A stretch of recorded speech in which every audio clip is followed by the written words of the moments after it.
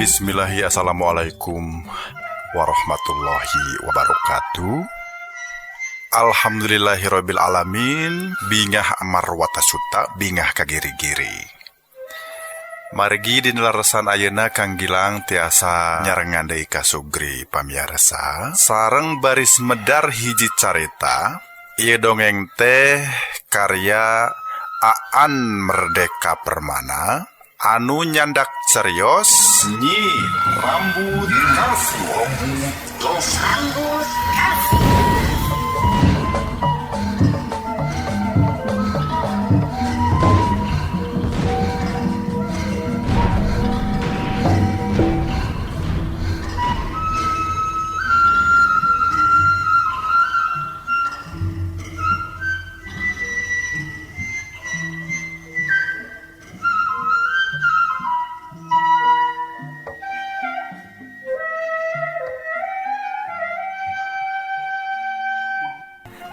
Nya atuh puguh we ngan ayeuna mah meureun moal mantunkeun carita lalayang Salaka Domas. Tembal si lalaki teh Bet karah naha sabab lalayang Salaka Domas mah sabenerna mah ngagambarkeun kapahlawanan Sinatria Munding Laya di Kusuma.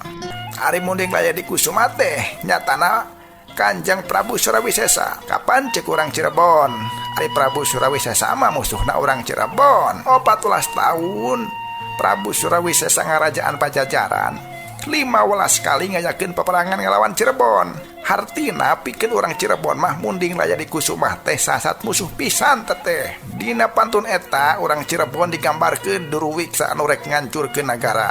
Pikeun nyenglarna cenah Munding Laya teh indit ke langit katujuh menta bantuan ka Sunan Ambu. Ku Sunan Ambu teh dibere pusaka langlayang Salaka Domas. Tah urang Cirebon anu apaleun mah kacida teu resepeunana kana eta carita lalayang Salaka Domas teh. Sabab euyeup ku silih goreng, ku silib-silib goreng. Apan cenah anu dimaksud Sunan Ambu teh sabenerna mah kakuatan bangsa asing anu katelahna bangsa Portugis teh. Ari senjata pusaka lalayang Salaka Domas tanya lian iwal ti pakarang seuneu ngagebur anu katelahna Maryam teh. Cenah basa Pajajaran perang ngalawan Cirebon teh kusabab Cirebon leuwih ti heula boga Maryam. Pajajaran oge geuwat minta bantuan sanjata ka Portugis mangrupa Maryam deui. Ceuk si lalaki nu diiket hideung. Ukur dijawab ku jeung boh ku nu didukuy boh ku suranggana.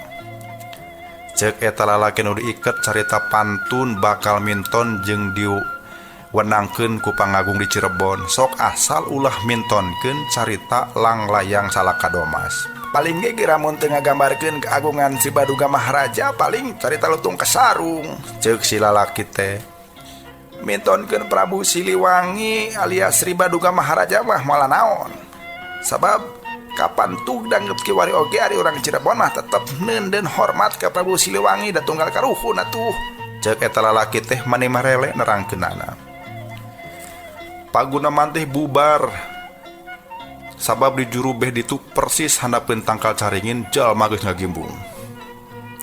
Tuh kuning pantun teh geus mimiti minton. Ceuk si lalaki bari kebat muru ka ditu atuh suranggana oge milu nuturkeun da sarua dihayang nyaksian pintonan pantun. Sadarea jiga anu kataji hayang muru-muru pintonan pantun. Ari ceuk jalma saliwat dumeh panasaran teh kusabab nu ieu mah juru pantuna jalma anyar pinanggih lain urang Raja Galuh Pituin. Urang mana jeung urang mana mah can aya nu apaleun. Ngan kabiasaan jalma apan mun aya anu aneh teh sok hayang nyaho. Sok komo ieu dina urusan karesmenan. Geus tibareto cenah nu mantun di Raja Galuh teh jalma eta-eta keneh nyaeta juru pantun karaton Ki Cilong anu katelah. Ari juru pantun ti karaton kabisana sok ukur ngalus-ngalus pajabat karaton. Nu goreng namah tara kasabit. Cing sugan ku juru pantun anyar mah bawa ti luar mah carita teh carita anyar euy. Ceuk anu carita munggu panasaran. Atuh angot suranggana manehna oge kapanasaranana ngaleuweuhan batur da manehna mah boh pantun ti karaton boh pantun di luar saeutik oge acan kalalajoanan. Datang ke handap pencaringin obor-obor tinggal lebur ngurilingan papanggungan leutik jangkungna samet tarang baga kolot.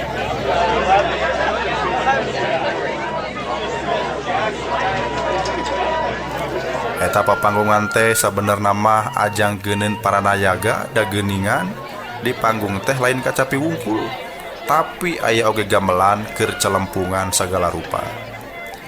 Tapi dasar nu lalajo anggar we hayang padeukeut-deukeut atuh sawareh mating tarekel unggah kana panggung anggot budak leutik mah. Celempungan geus ngungkung malah di luhur aya pintonan ronggeng gunung bawa tigaluh minangka bubuka.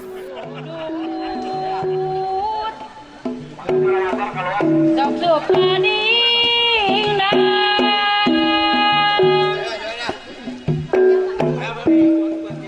supaya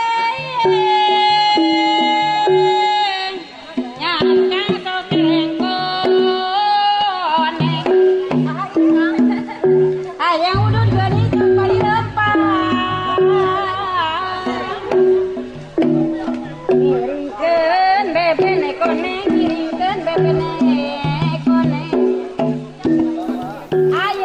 Bingna wanoja campernik di kabaya pulas moronyoy di samping batik trusmi. Nulalajo meus-meus keprok, meus-meus ting saruit da eta meureun-meureungeuh pakaian wanoja anu nyitak awakna, nyitak bujurna.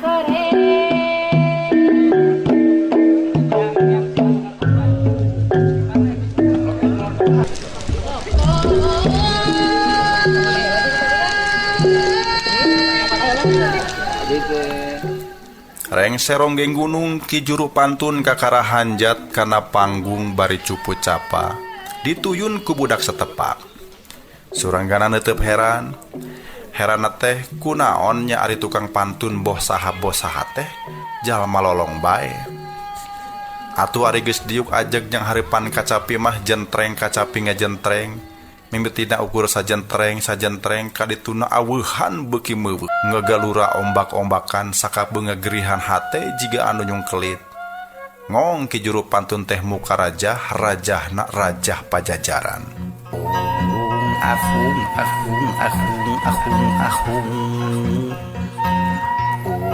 sapun kasang rumuhun kabatara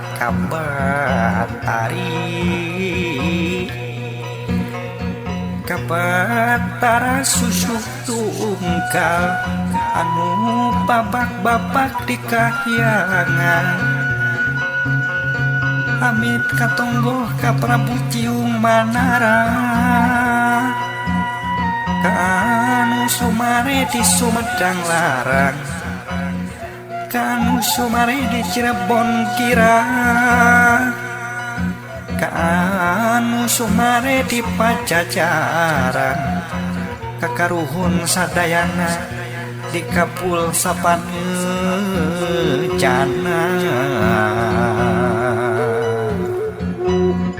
Rajah Pakuan ngalang laung ka satu kebing langit Raja Galuh di barungku ngeluna haseup parukuyan menyana menyan putih bawa ti Gunung Jati.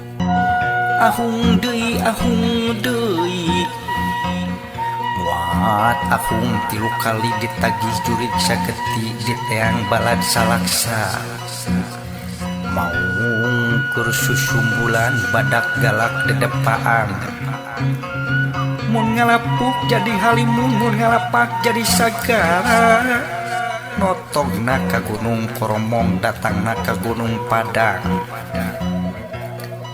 palias sagala kias hiding-hiding anu cail dengki ka kami salamet rahayu hadewat tek hade Prabawa iuh payung Siliwangi Ratu Pakuan Pajajaran. Ana geus dermedar lalakon mah tetela lalakon teh nya munding laya di kusuma.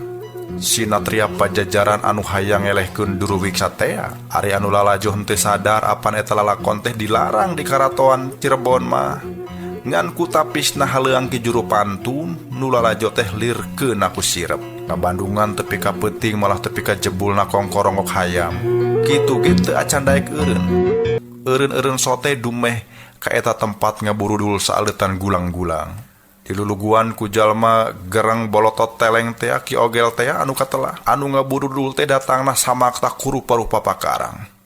Aya gobang, aya bandring, aya tumbak, aya cikrak. Atuh mireungeuh kitu mah nu lalajo teh ngaburiak ngajauhan. Kolot lumpat, budak lumpat. Awewe masa sating jarerit bari notog-notogkeun maneh. Poho we ka sampingna disingisatkeun nengah bitis da ambeh teh kagok ari lumpat. Pon kitu deui para nayaga geus tinggal rajleng ngajauhan papanggungan. Lalumpatan pa jauh-jauh bari cul naon. Anu ngari di luhur panggung teh ukur kicilong, juru pantun lolong teh. Manehna mah anggar we camak blek da meureun lumpat ge lumpat ka mana angot eueuh nunungtun. Atuh basa para gulang-gulang tinggal rajleng teh manehna mah henteu bisa kumaha. Wolasan gulang-gulang ngepung kicilong anu sila di tengah-tengah. Gobang ngagurilap katojo cahaya obor disolodorkeun kana beuheung kicilong. Ari tumbak satilu-tilu ditodongkeun kana tukang kana tonggongna. Jiga namah mun gerak saeutik eta kabeh pakarang teh bakal ranceb kana awak manehna. Deung teuingeun sia mah. Aki, geus kumaha wani ngarusak kalancaran karasmenan. Ceuk gulang-gulang bari nodongkeun gobang kana beuheung kicilong. Suranggana anu tadi geus tapis ngajeleng jeung nyumput dina sela-sela dahan caringin geus taki-taki rek nulungan boh bisi nyawa kicilong kaancam bahaya.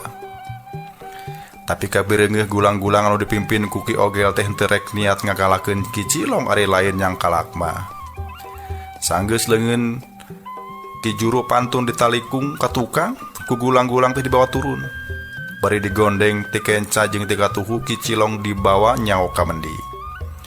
Ngan Suranggana ngajudi tangtu eta aki-aki lolong tapi wanian teh rek disered ka balewatangan tempat ngahukum sakitan. Sanggeus rombongan gulang-gulang rada jauh Suranggana turun tina kai geus kitu nuturkeun eta rombongan ti kaanggangan. Henteu salah ti dugaan kicilong teh dibawa ka paseban balewatangan pernahna disisieun alun-alun keneh ngan rada nyengkur. Ari di jero paseban geus aya jalma tiluan diuk sila ngajajar dina amparan Alketip. Suranggana nyampeurkeun ka dinya bari teu ngarasa ringrang da buktina jalma sejen oge sarua daratang ka dinya ku hayang nyaho perkara naon-naonna. Jigana mariksa kicilong teh dihajah hareupun umum sangkanu sejen nyaho.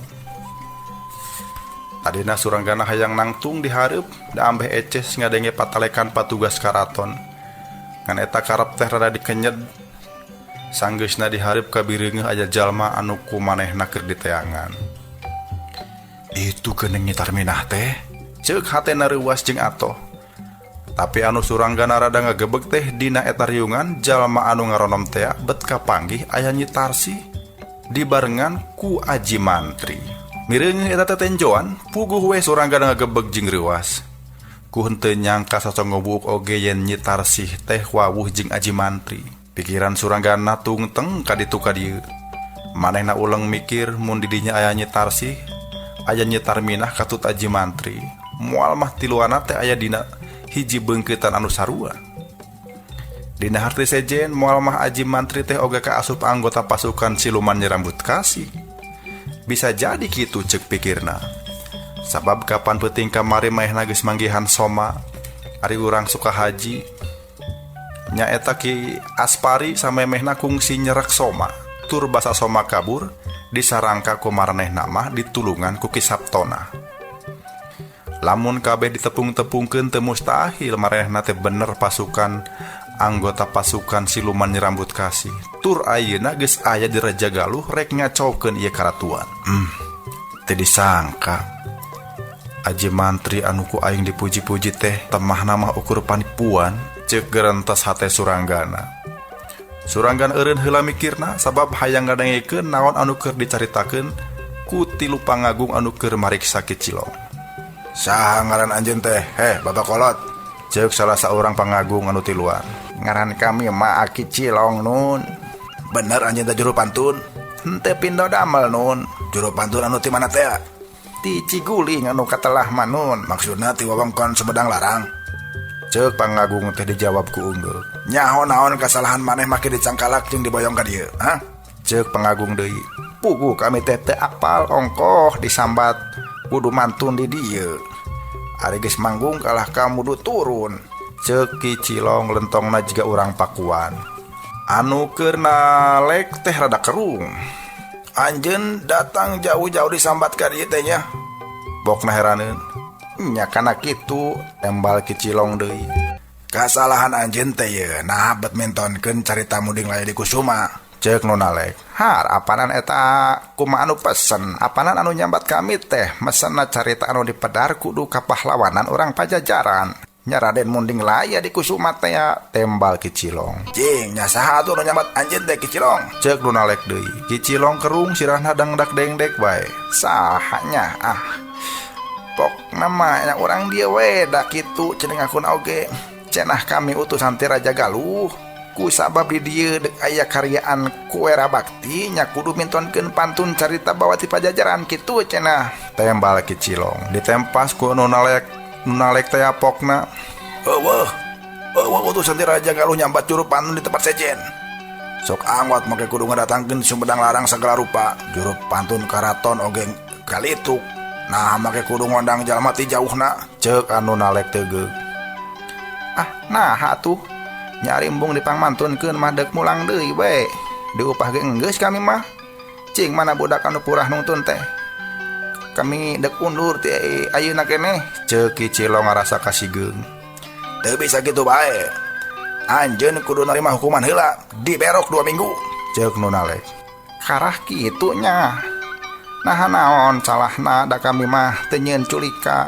Ceuk Kicilong tegeuk nyaritana. Geus ece salah nama. Nya eta di Raja Galuh geus kumawani mintonkeun carita anu teu meunang dipintonkeun. Ceuk urang Cirebon Munding Laya teh Prabu Surawisesa. Eta musuhna urang Cirebon. Lalakon kapahlawanan Surawisesa mah teu meunang ditabeuh di wewengkon Cirebon. Ceuk anu nalek sorana rada bedas. Ditempas ku Kicilong pokna. Bat asa kakarang ngadenge urang Cirebon boga pamanggih kitu. Saka inget kami pangagung di Cirebon mah kalolobana nami kacinta kana seni jeung budaya. Ari pantun teh budaya buhun orang Pajajaran. Urang Sunda ari senengkeun Pajajaran teh karuhuna urang Cirebon. Maranehna mah moal daek sampelakan ajen budaya karuhuna. Ngajenan sote kana seni budayana. Nah cek saha seni pantun teu meunang dipintonkeun di wewengkon Cirebon. Anu teu meunang teh mintonkeun lalakon Munding Laya di Kusuma. Sabab cek Pajajaran Munding Laya pahlawan soteh da arikeun urang Cirebon mah lain. Munding Laya atawa Surawisesa teh bibit buit kakacoan arikeun urang Cirebon mah. Ceuk anu nalek sewot. Lalakon pantun mah ngaranna oge lalakon ukur keur hiburan tambah hee sore-sore. Atuh ulah dipakaitkeun jeung urusan akal-akalan atawa politik isilah. Ceuk Kicilong teu weleh sewot. Pamustunganana antara nu nalek jeung Kicilong dordar patalek rebutan babeneran. Patelak rebutan babeneran. Tapi ari nu keur kumaha mah sok matuh dina bener. Nu matak masih ngajol-ajolan ngasongkeun rupa-rupa pamadegan jeung pamanggih oge Kicilong mah anggar eleh. Ketok palu anu pamungkas. Eueuh deui Kicilong kudu diberok di Raja Galuh saila 2 minggu kusabab geus boga kasalahan mintonkeun carita Munding Laya di Kusuma. Jeung hukuman panambah saminggu gawe paksa alatan dianggap campelak ka pangagung Balewatangan. Cenah boh ucap, boh rengkak, belengong teu boga tata titi diduga peryoga jeung teu ngajenan kanu keur kawasa di Raja Galuh. Atuh geus teu bisa dikumaha deui Kicilong dikerawat digondeng ku gulang-gulang duaan kenca katuhu. Kicilong peuting eta keneh digebluskeun ka pangberokan Balewatangan karatuan Raja Galuh. Bareng jeung Kicilong diseret boh nyitar minah boh nyitarsi kitu deui aji mantri narungtutan nyao indit kamendi. Tapi suranggana geus ngajudi eta jalma tiluan teh pasti boga maksud anu sarua nyaeta rek nulungan Kicilong. Suranggana kudu nungguan waktu anu rine sabab meunang sababaraha lama jalma teh gawena ting garimbung bae. Rupa-rupa geuning pamadegan anu aya teh sawareh marahaya teh manghanjakalkeun kunaon cenah pintonan pantun make kudu dieureunkeun ku alatan teu sapagodos jeung garis politik Raja Galuh anu geus bilu ka Cirebon. Tapi rahaya teh sawareh deui mah panuju kana eta tindakan. Alesanana carita pantun model kitu mah cenah bisa ngusik-musik ulah mandi ngahudangkeun macan turu cenah. Raja Galuh teh bareto ku ngeusi merangan Cirebon, jadi lamun ayeuna mintonkeun carita anu ngajejeleh Cirebon, kadudukan Raja Galuh bakal kaancam. Ari geus aya bancang pakewuh anu riweuh mah rahayat deui kitu cenah. Ari geus seubeul lalajo perkara mah rahayat teh narungtutan marulang. Kaayaan di Paseban jadi tiiseun. Kitu ge geus deukeut ka subuh da kingkilaban tebeh wetan geus katara. Ngan dina mangsa-mangsa nyang hareupan caang tipang berokan kadengian anu cocorobokan. Suranggana curing hak lumpat. Ana anjog eta tempat kabireungeuh aya Ki Sabtonah keur munggu awak Ki Cilong bari ngubat ngabit gobang. Manehna hayang leupas tina kepungan gulang-gulang Raja Galuh. Mireungeuh pangabisa para gulang-gulang sabenerna mah manehna moal bisa nguntup kana bedasna pangabisa Ki Sabtonah. Tapi meureun ku alatan kewajiban kudu ngajaga tahanan, ripuh-ripuh oge gulang-gulang teh wayahna kudu ngalawan. Mireungeuh kitu suranggan hariwang. Ari hariwangna teh kapan Ki Sabtonah mah jalma deg-degler, gede ambek. Kumaha ke mun gulang-gulang teh kabehanana di ala nyawana. Suranggana uleng mikir kumaha carana Ki Cilong bisa katulungan tapi bari Ki Sabtonah teu perlu mateni gulang-gulang. Ukur sakedet netra dina uteukna geus aya akal. Suranggana geuwat ngumpulkeun batu laleutik sagede-gede buah muncang. Geus kumpul hiji-hiji ku manehna rek dipake maledog gulang-gulang supaya lumpuh. Tapi manehna mungguh reuwas. Sabab acan oge maledog para gulang-gulang teh geus ting gedeblug lalabu. Suranggana culang cileung hayang nyaho. Saha anu cikeneh miheulaan maledog para gulang-gulang tepikeun kating golepak. Tapi sakitu geus diteangan weleh teu kanyahoan saha jalmana. Sabot kitu ari Ki Sabtonah mah geus ngebalicet kanu poek bari manggul awak Ki Cilong. Suranggana ngajauhan eta tempat sabab kaayaan geus carang-cang tihang. Atuh pikeun ka sakitu kalina manehna geus leungiteun udagan. Ki Sabtonah kabur nyaho ka mendi. Pon kitu deui nyitar nyitar minah katut aji mantri. Eueuh ka mana leosna. Anu ngarimah isuk-isuk di Raja Galuh teh kadenge matak harengheng, gulang-gulang balawiri ka ditu ka dieu, baretak ka kidul, baretak ka kaler, ka kulon jeung ka wetana. Sasat mani paciwu. Sawareh make hoa kegorowokan sagala rupa. Kepung cenah. Tapi kamana ngepungna jeung saha anu dikepung jigana maranehna oge bingungeun. Pabeubeurang mah ibur beja pajar Ki Cilong juru pantun anu peuting tadi mantunkeun munding laya di Kusuma. Tur anu ngakukeun urang Ciguling Sumedang Larang tetela lain si itu lain si eta. Tapi baladna pasukan siluman nyerambut kasih. Nya kitu manehna teh baladna pasukan siluman nyerambut kasih. Iraha kumaha saban polah jalma dipatalikeun jeung nyerambut kasih bae. Cek pikir Suranggana. Tapi sanajan bingung ari rasa panasaran mah angger ngukuntit dirina. Atuh kitu sababna deui jiga anu satujuan jeung gulang-gulang Raja Galuh. Manehna oge sarua kokotetengan neangan ka mana nya Ki Sabtonah mawa kabur. Kapanggih tapakna teh basa teu kahaja wae waktu manehna reureuh di handapeun tangkal kai gede. Ti jauhna aya nu datang. Suranggana mah apal pisan. Maranehna teh Ki Sabtonah anu ngagondeng Ki Cilong dituturkeun ku Nyi Tarmina. Suranggana nyalingker kana guha anu nyedong teh abeh ditueun tangkal badag. Aya ku kabeneran deui anu keur diintip teh ngadon ngiuhan di handapeun kai. Endek dibawa ka mana ayeuna ieu kami? Ieu suku mani rarincung kieu. Kadenge sora Ki Cilong. Aki teh dek diantirkeun ka Sumedang Larang. Ngan samemehna aki kudu balaka heulanya. Saha sabenerna anu ngutus aki mantun di Raja Galuh teh? Kadenge sora Nyi Tarmina. Geus puguh manehna teh henteu caritana naon. Kajaba kami kudu mantun dina pesta kuera bakti tur lalakonna teh munding laya di Kusuma. Tembal Ki Cilong. Bangun anu boseneun jiga eta pananya teh geus remen diasongkeun ka manehna. Nya anak kinta apal pisan saha jeung urang mana anu mesen pintonan pantun teh? Ceuk Nyi Tarminah deui panasaran.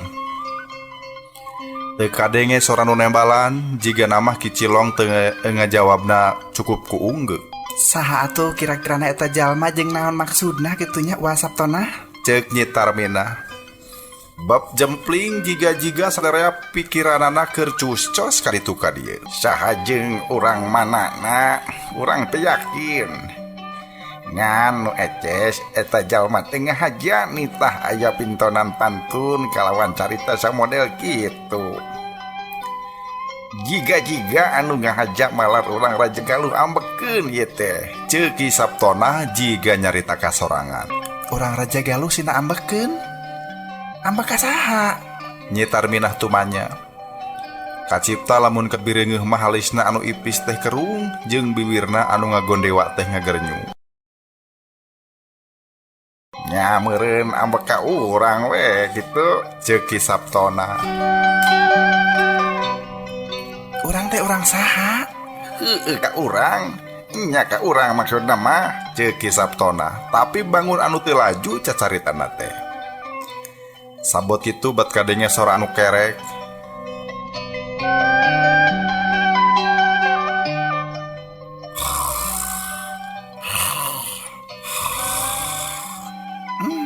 Karunya teuing Kicilong sapeun tepikeun ka ngaguhar kitu, Ceuk Nyi Tarmina.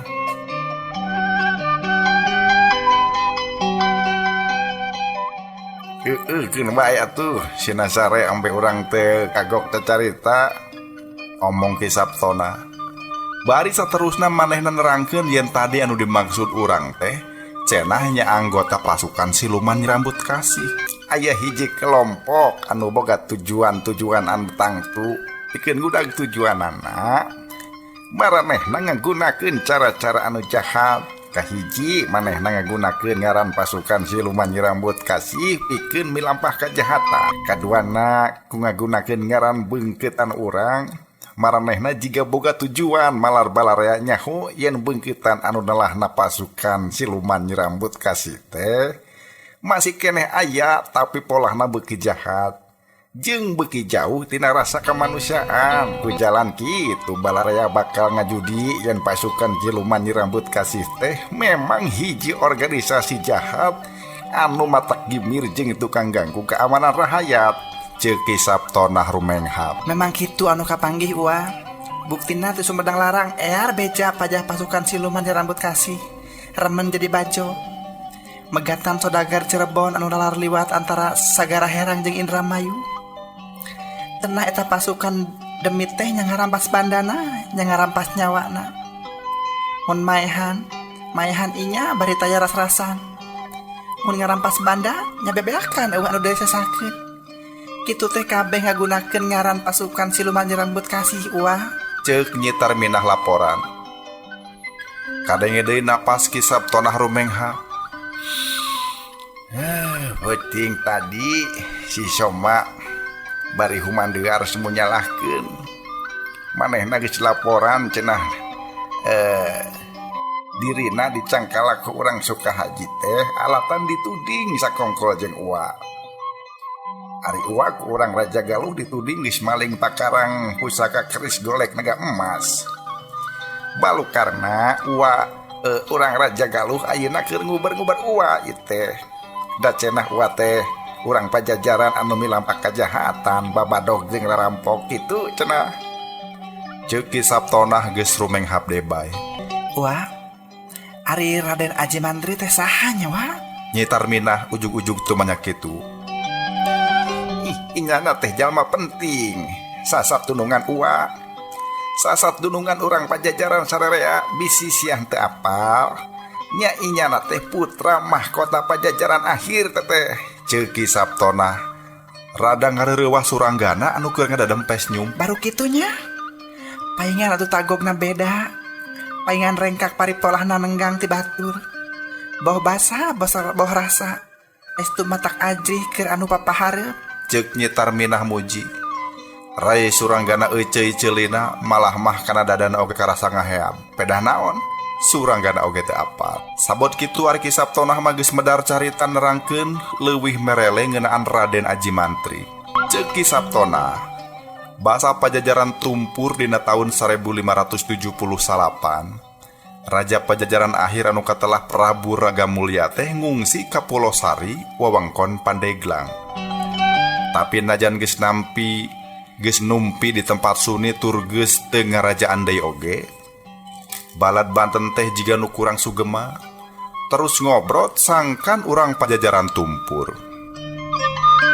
Kanjeng Prabu anu ngaraos Pajajaran geus tepi kana ugana kudu sirna, nya ngumpulkeun sesa baladna.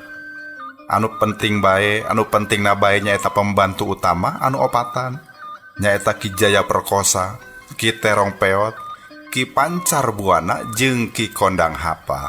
Saur Kanjeng Prabu, anu aya bakal eueuh, anu eueuh bakal aya. Ti tadina eueuh bakal balik deui ka eueuh. Kitu anu tumiba ka Pajajaran. Tapi andika kabeh kudu surti. Eueuh sote ngaranna da ari jalma namah aya, da ari palanggerana mah aya. Leungit sote ngaranna sabab bakal kaganti ku ngaran anyar. Atuh kitu sababna kaula ngutus Andika anu opatan dibaturan ku anak kaula Aji Mantri anu katelah. Cig bawa ieu makuta bino kasih Sang Hyang Pake, warisan ti karuhun Buni Sara Raja Kawali. Pasrahkeun ka geusan ulun pangawasa Sumedang Larang. Mun inyana make ieu makuta, nya inyana anu neruskeun Pajajaran. Sakali deui ulah salah sangka pajah Pajajaran eueuh sote bungkeuleukeunana ceuk kaula oge. Da ari jiwana mah tetep kumalayang, sumarambah, sumeresep kana jantung jeung jiwa sakumna urang Sunda. Kitu kasauran Kanjeng Prabu Ragamulya harita, pembantu utama Sang Prabu anu opatan anu katelahna para kandagalan tetea nyati Pulau Sari muru Sumedang Larang. Inditna dibaturan ku Raden Aji Mantri anu geus teu kagendam ku pangkat teu kabita ku haliah dunya. Miangna bari susulumputan, mun aya jalan satapak, malibir gigireun jalan satapak. Mun manggihan jalan padati nya ngajauhan jalan padati. Kalawan anu dipalar ulah kapergo ku musuh ti Banten. Atuh kusabab lalampahan teh milih-milih anu suni, milih-milih anu rumpil. Teu eueuhan kudu nyorang waktu anu sakitu lila. Ana anjog ka Sumedang Larang ukur kandagalan teh anu opat anu mangadep ka karaton mah. Malah opatanana kumawula ka Sang Sinuhun Gesan Ulun jadi pembantu utama anu kacida diandelkeunana. Sabalikna ari Raden Aji Mantri anjeunna mah milih-milih numpi di nusuni, ngalalanan di nu anggang, nya cenah ari milih tempat namah di wewengkon sakawayana Sumedang. Tapi ari sakapeung mah sok ngalalana ka mana mendi. Lian ti hayang apal ka wewengkon Tatar Sunda katut wewengkon Indramayu, Cirebon jeung Pasir Luhur, wewengkon Banyumas. Anu baheulana kaereh ka Pajajaran. Atuh nyabana Raden Aji Mantri anu ayeuna mah kusabab kaget jeung hemeng ku ayana rupa-rupa barbedan anu keur lumangsung di Tatar Sunda. Raden Aji Mantri teh nuju nalungtik rupi-rupi kajadian anu keur lumangsung. Kawa oge tetelepet cenah nya cenah aya beungkeutan demit anu katelahna pasukan siluman Nyi Rambut Kasih. Nah nya cenah paripolahna teh matak gempeur keur hayat di Tatar Sunda. Ceuk Ki Sabton. Ari ceuk wa disebutkeun kumaha? Omong Nyi Tarmina. Ceuk wa teh nya ari mimitina mah aya hiji beungkeutan anu nelahna kitu. Tapi dah teu matak geger ka keur urang Sunda. Mun masok aya patelak eta ukur merangan jalma-jalma dolim nu teu tuah ti dosa mah lian ti teu dikukumaha teh malah bari jeung dibantuan boh hakanana boh pakena kitu ceuk wa teh. Kumaha atuh heug di Sumedang Larang kalah ka aya rampo gerot anu ngaku-ngaku beungkeutan urang wa? Ceuk Nyi Tarmina. Eta oge geus disebutkeun ku wa dina peperangan ngalawan balad Cirebon di Sindang Kasih sawatara waktu ka tukang. Eta beungkeutan eleh kasoran balada loba anu bobor karahayuan ka asup anu jara diluluguna. Jadi ti sambat eta sabenerna mah geus eueuh beungkeutan anu delahna kitu teh atuh sok angot paripolahna geus teu migaweana naon alhasil lamun aya gerakan deui sok angot make milampa kajahatan eta eces lain siluman nyerambut kasih gitu cek wate Walon Ki Sabtona. Mah atuh panampian inyana wa. Nyi Tarminah bagi penasaran sampai ngajawab Ki Sabtona ngarenghap heula. Raden Aji Mantri ukur ngawalon cenah urang imetan bae ku kami ku kitu ku kieu awal akhirna naon oge bakal ketohian kitu saurna teh Omong Ki Sabtona deui. Kadenge sorang ngarenghapna Nyi Tarminah teuing dumeh naon manehna ngarenghap teh. Bab sajongjonan jarempling geus kitu kadenge deui Nyi Tarminah tumanya. Wa, geuning Raden Aji Mantri teh jiga dedeketan jeung Nyi Mas Suminar.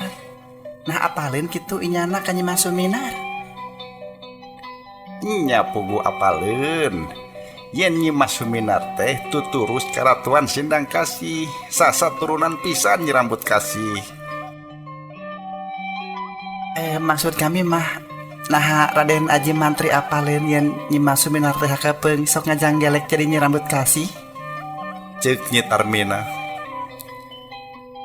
Atuh palebah dinya mah teu apaleun malah sawadina urang tutup bae talalang seteh kasing sahabat oge nya Raden Aji Mantri teh hiji sinatria anu ngajauhan rasa cecep sok sumawona ngabiasakeun males pati kanu kungsi deleka mah urang ulah ganggu kana ketentreman manah Raden Aji Mantri keun we eta turunan Raja Pajajaran teh sina anteng dina alamna anu endah mun mah mireungeuh Nyi Suminar ukur mireungeuh Nyi Mas Suminar turunan Nyi Rambut Kasih anu ayeuna keur nyamur jadi budak parawan biasa Nyi Tarsih anu katala. Ceuk Ki Sabtona matak reuwas keur suranggana. Atuh sabet guntreng kitu ti jauhna lapat-lapat aya anu datang. Suranggana mah ti panyumputan oge geus apal yen anu datang teh tayalian iwal ti si Soma. Itu aya si Soma wa. Ceuk Nyi Tarsih jiga anu cecep. Ki Sabtona cengkat geus kitu rada kaluar tina handapeun kai sangkan Soma mireungeuh ka palebah dirinya.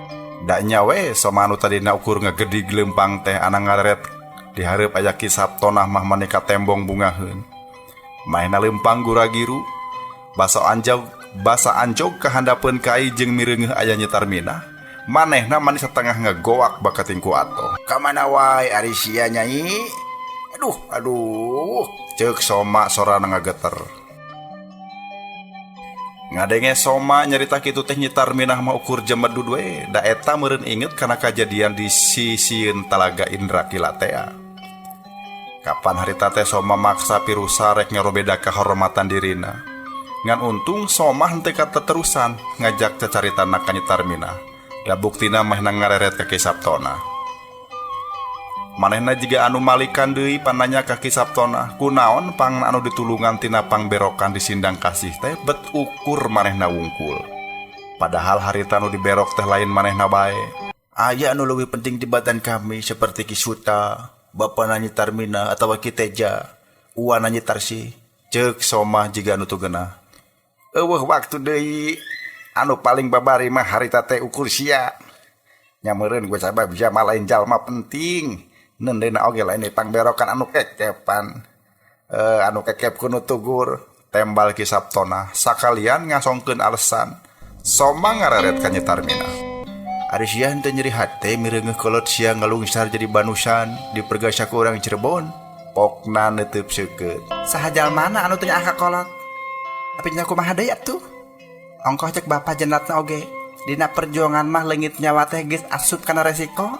Tembal Nyi Tarminah sorana kadenge jiga anu ngungun. Soma jiga anu masih keneh kurang sugema ku jawaban Nyi Tarminah sarupa kitu. Tapi Ki Sabtona teh sabenerna mah bisa bae milih ngajahit salah seorang ti antara kolot urang. Ulah kabehanana dikorbankeun, omongna. Ngadenge aya istilah dikorbankeun, panon Ki Sabtona mureleng tanda teu suka ka omongan Soma. Nulungan sia teh lain hartina ngahajang ngorbankeun nu sajen deuleu. Apan tadi geus disebutkeun nya nu sajen mah ku sabab jalma-jalma penting diberokna oge di tempat anu weweg tur dijaga ku tugur aya kana puluhanana. Ari anu cara ditugur deui lain jalma samanea. Kabeh oge prajurit pilihan ti Cirebon teh Ceuk Ki Sabtona semu keheul. Tapi kudu meh Ki Sabtona ngaluarkeun kami di pangberokan oge teu hartina nulungan kami. Buktina sakaluar ti pangberokan kami kalaka diuber-uber ku urang Sukahaji. Ari nguber kami teh alatan kami dituding sakongkol jeung anjeun. Cenah anjeun teh Ki Sabtona geus nyiwat keris naga emas pusaka karatuan Raja Galuh, ceuk Soma. Masih keneh mending diubar-ubar ke orang Sukahaji batan siak kojor di jero pangberokan mah, tembal Ki Sabtona. Ente lebih untung sapepeting kami teh nandang panyiksa ti urang Sukahaji. Sebab kami embung aku sakongkol. Isukna wayah janari kami edek dihukum picis di Tegalan. Lamun teu ditulungan ku batur mah, ceuk Soma. Saha nulungan sia teh Soma? Ceuk Ki Sabtona kerung. Si Suranggana musuh urang sadaya. Hayang kapuji meureun tadi nama, maka jeung papahlawanan nulungan kami, ceuk Soma ngarahu. Ngadenge Soma nyebutkeun ditulungan ku Suranggana, Ki Sabtona rada reuwaseun. Baruk eta mangkeluk teh aya di ieu wewengkonnya, pokna. Da jigana si eta mah gawena teh ngintip-ngintip kalakuan batur we. Sararea oge meureun acan poho di Indrakila manehna gawena teh nalungtik urang we, tembal Soma. Bab jarempe ngan teu lila Ki Sabtona kadenge nyarita sorangan. Moal anu ngalaporkeun perjuangan urang teh nyatana si Suranggana, pokna. Ieu pangira geuwat dibantah ku Nyi Tarmina. Jika nama lain manehna anu sok comel teh sababasa kami duaan anjog kadaya sidang kasih ku gulang-gulang sinda kasih kami duaan dikepung wakul buaya mangap tapi ke akhirna kacang kalak, pokna. Asa mustahil sia Nyai maka bisa kacang kalak. Sok angot harita aya si Suranggana anu bedas tanagana. Nah bener sia duaan teh eleh ku pantar gulang-gulang. Soma tumanya rada curiga. Malah pananya anu sarua oge diasongkeun ku Ki Sabtona, naha cenah maranehna make bisa eleh ku pantar gulang-gulang. Bab sajongjongan mah jempling nu kadenge ukur renghap. Suranggana mah dipanyumputan kolu nahan napas. Manehna hayang nyaho naon anu rek dipake jawaban ku Nyi Tarmina.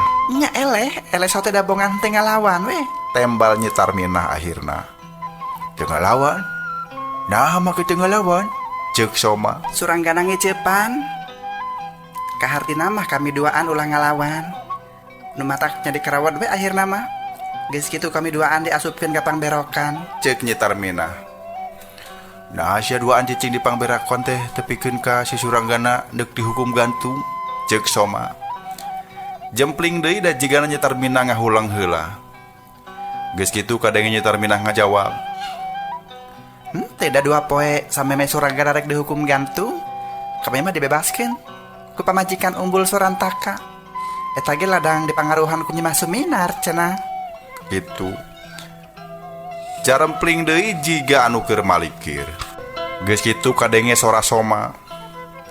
Jero 2 poe aya waktu keur eta mangkeluk pikeun obrol-obrol perkara kegiatan urang kabatur. Jadi bisa wae laporan-laporan ngeunaan kegiatan urang teh diantarana ditepikeun ku eta jalma jahat, ceuk Soma sewot da kadenge huntuna kakerot. Cantang tu kitu sabab salila ieu cantang tu manehna apal kana rupa-rupa kegiatan urang, ceuk Nyi Tarmina jiga ngabela ka Suranggana. Angkoh deui mun nya manehna jadi telik sandi keur kapentingan musuh. Nah geuning koludek dihukum gantung dina poean sindang kasih ku urang di jorag harita. Pokna deui Tarmina, sia mah teu nyaho kumaha nalengtengna si Suranggana sanggeus nulungan kami. Manehna meuni gemet ngorek-ngorek naon patalina antara kami jeung Ki Sabtona. Teu bina we jiga urang Raja Galuh mariksa Kicilong, ceuk Soma keukeuh nyuriga Suranggana. Menggeus montong jadi patelak ieu tuh. Nya bener ta cantang tuh si Suranggana jadi mata-mata anu ngarugikeun keur urang. Ngan sanajan kitu sia Tarmina ulah deuk-deketan deui jeung eta mangkeluknya. Deuk kumaha oge anu pasti masih Suranggana mah kaasup musuh urang anu kudu dibasmi. Kahiji manehna teh tunggal muridna si Jongjo. Arka duananya manehna teh deui turunan Pangagung Cirebon anu kacida nyatruna ka urang. Ku balukar panggawe kolotna si Suranggana baheula sindang kasih jadi bobor karahayuan. Eleh kasoran ku balad Cirebon, ceuk Ki Sabtonah sarua teugeuh. Ari dina kenyataanana ieu alo anjeun teh beuteur jengan bae meni dalit. Piraku dipangberokan oge meni jadi sarohagan, ceuk Soma motong kalimah. Atuh ari dipangberokan sorangan mah da lain kahayang kami. Eta mah gulang-gulang anu ngaturna. Ceuk Nyitar Minah ngabantah. Menggeus, ngacedog. Ki Sabtonah motong carita. Asa ku hemang kami mah. Sararea maneh sakitu eceubna ka Suranggana. Nah anakna saha atuh manehna teh? Jahat kacida kitu jadi kolotna. Ceuk Nyitar Minah hayangnya anu sarua kacida hayang nyahueun teh deui nya Suranggana anu harita keur nyumput dina sedong batu guha. Manehna saat sasat depang-depong bae hayang ngadenge kumaha jawaban Ki Sabtonah. Sababnya Ki Sabtonah kadua guruna jigana jalma anu apal saha kolot manehna teh. Ari Ki Jongjo Eces embung nerangkeun jadi hiji-hijina anu bisa diarep-arep teh nya Ki Sabtonah. Orok aya acan oge Ki Sabtonah nerangkeun geus kadenge Ki Cilong heuai. Meureun manehna geus hudang. Aya daon teh digalandeng kieu. Pokna geus merelek deui heuai. Eueuh nu ngajarawab malah jigana teh maranehna mah anggur cacarita deui perkara anu sejen. Sanajan Ki Cilong disabit-sabit, wayahna urang ayeuna kudu caringcing pageh kancing saringsat pageh ikat. Di dieu teh geus aya ulon-ulon anu niat ngadu domba antara urang jeung Cirebon. Atuh anu leuwih jentre deui aya kelompok sejen anu hayang malar mumusuhan antara urang Sindang Kasih jeung urang Cirebon teh beuki kadalon-dalon bae. Minangka buktina di antarana nya kudu kehadiran Ki Cilong ieu ku kehadiran Ki Cilong ceuk Ki Sabtonah. Har, nah kami bet ka babawa, ceuk Ki Cilong curing hak. Lain ka babawa seteh, tapi anjeun aki geus dimangpaatkeun ku hiji gerakan anu niatna rek nyeblokkeun minyak kana durukan. Menggeus ayeuna mah aki geura murang ka Ciguling sabab mun lila teuing mangguk di Raja Galuh kasalamatan aki moal kajamin ceuk Ki Sabtonah. Kumaha sia? Aki lolong seperti kieu nyorang lalampahan jauh sesoranganan ceuk Ki Cilong. Har, ari basa miang ka dieu nah jeung saha tuh? Ceuk Soma. Kapan kami datang ka dieu teh ngan dianterkeun make kuda. Nya kudu anu nyambat sangkan kami mantun di Raja Galuh. Jadi mun ayeuna kami kudu buru-buru balik nya anterkeun deui atuh kana kuda ceuk Ki Cilong. Ari maranehna badami, akhirna maranehna badami. Soma diperihpati pikeun nguruskeun Ki Cilong malar salamet balik ka Ciguling. Ari Nyitar Minah marangan deui Ki Sabtonah nalungtik rupa-rupa kejadian. Utamana anu karasa mawa angin goreng keur kapentingan beungkeutan maranehna. Sanggeus ngarasa anu ngariuhan dina iuh-iuh tangkal caringin teh aringkah tidinya, Suranggana mimiti ngurumuy ti jero guha. Salila-lila manehna cindutrung di lawang guha bari pikiranana tungteng ka ditu ka dieu. Ku teu sangka cenah salila manehna ngadadempes teh loba kasingraikeun beja-beja anyar anu salila ieu matak bingung ngabandunganana. Tina obrolan jalma-jalma tadi breh bae kapanggih hiji kesimpulan.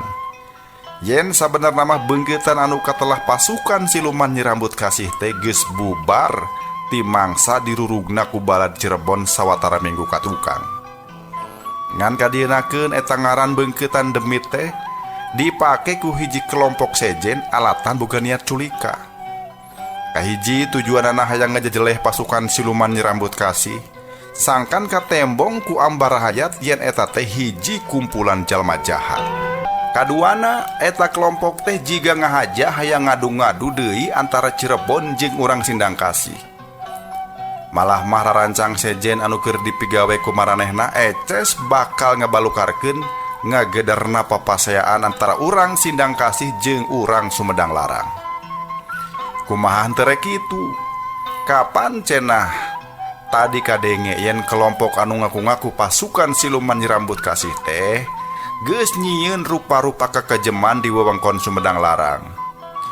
Loba sodagar ti Sumedang Larang anu rek indit ka Cirebon atawa sodagar Cirebon anu rek dagang ka Sumedang Larang, rek daratang ka Sumedang Larang dipegat di wewengkon antara Sagara Herang jeung Indramayu. Pola-pola gawe sarupa kieu teh eces bakal mawa papaseaan anu rongkah. Lain bae antara Sindang Kasih jeung Sumedang Larang, tapi antara Sumedang Larang jeung Cirebon ieu oge bakal aya pacogregan deui ieu, ceuk pikir Suranggana. Renghap kasumpeg karasa minuhan dadana, bet humayua cenah. Aya jalma anu resep ngeliarkeun taleus ateul, ngojok-ngojok kagorengan, meureun keur ukuran manehna mah kabungah teh aya dina kasangsaraan batur. Mun mireungeuh batur susah teh manehna mah resep jeung atoh.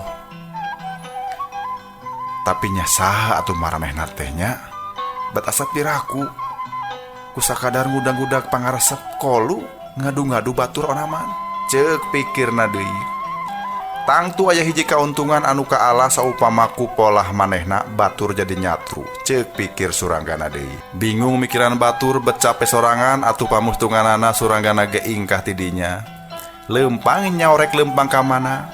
Anu puguh mah hayang reureuh pikir wae heula. Ngan kilang kitu deui ari jalan pikiranna mah angger we tungteng. Ku teu sangka cocok ngobuuk oge. Geuning nyitar sih teh ngaran anu sabenerna mah Nyi Mas Suminar. Menak Sindang Kasih tur kocoran deukeut ti Nyi Rambut Kasih pisan. Mana pantes lamun manehna milu ngokojoan males ka nyeri ka jalma-jalma anu kungsi ka baud karena gawe ngancurkeun kerajaan Sindang Kasih. Ceuk pikir Suranggana deui. Suranggana oge ngalenyap reuwas sanggeus ngadenge beja yen Aji Mantri teh tetela putra mahkota Raja Pajajaran akhir. Paingan atuh ceuk nyitar minah oge tagogna beda dainya nama Sinatria pilih tanding ti Pajajaran. Paingan atuh boh rengkakna boh basana sakitu adabna ari putra pangagung mah. Sabot kitu di dayeuh Raja Galuh kadenge beja pajah sakumna prajurit sasat ditumplekeun jang nyusul-nyusul karaman. Ari pangna kitu sabab beuting tadi cenah geus aya deui pangagung Raja Galuh anu tiwas dipateni. Anu mateni mere tanda seolah-olah manehna teh utusan ti pasukan siluman Nyirambut Kasih. Saha deui anu geus dipateni teh kesilah? Ceuk Suranggana ka rahayat anu parang balik. Nu parang balik ti dayeuh bari nyunyurung roda. Memeh ngajawab teh eta jalma naliti heula awak Suranggana ti luhur tepi ka handap. Anjeun urang mana kesilah? Pokna. Kami mah orang suka haji, anyar datang, tembal Suranggana ngabohong. Sanggeus ngangku kitu mah, kacurigaan eta jalma henteu pati kaciri, malah saterusna mah manehna oge medar kanyahona. Cenah jero 2 minggu ieu teh geus aya 3 kali kejadian penting. 2 kali kejadian Rajapati jeung sakali kejadian Bapa Maling. Pan keris pusaka naga emas geus dibado ku baladna siluman Nyirambut Kasih. Kisap tonah katelahna. Jadi geus moal salah deui nu milampah Rajapati teh pasti kisap tonah, ceuk eta jalma. Ari pangagung anu dipateni ku baladna siluman Nyirambut Kasih teh saha? Ceuk Suranggana henteu sadar, teu sabar. Darekdak eta jalma teh nerangkeun yen anu dipateni 2 minggu ka tukang teh nyaeta Ki Dungga. Ari anu peuting tadinya giliran Ki Ijudin, duanana para pembantu Satya Umbul Jaya Raksa anu dibere kepercayaan nyekel Raja Galuh. Ayeuna Umbul Jaya Raksa keur digondeng ku welas-welas pangawal. Langsung didatangkeun ti Cirebon. Da bisi nya kasalamatanana oge keur diancam-ancam ku baladna siluman Nyirambut Kasih. Ceuk eta jelema bari setengah habirigidi. Anjeun siga kacidasieun ku baladna siluman Nyirambut Kasih teh gesilah. Ari mimiti nama kami teh reueus ku ketakna eta komplotan. Sabab barehna bajuang hayang nanjirkeun deui keagungan Karatu Sindang Kasih, Karatuan Sindang Kasih nyaeta Nyirambut Kasih. Ngan kadienakeun didenge-denge teh bet mawah rengheng bae. Balukarna eta komplotan gawena teh ugur nyieun huru-hara. Rahaja teh ditetentrem. Lain ti usaha sapopoe jadi kaganggu. Atuh malah jadi loba rahajat anu tetua teu dosa milu kacangkala. Teu kaop aya jelema anyar pinanggih atau aya anu dicuriga teu boleh dicangkalak. Malah kami ngadenge umbul mah geus pok-pokan nitah prajurit Raja Galuh pikeun neangan tukang pantun anu keterahna Cilong. Sabab cenah lolong-lolong oge nyatana mah baladna siluman rambut kasih.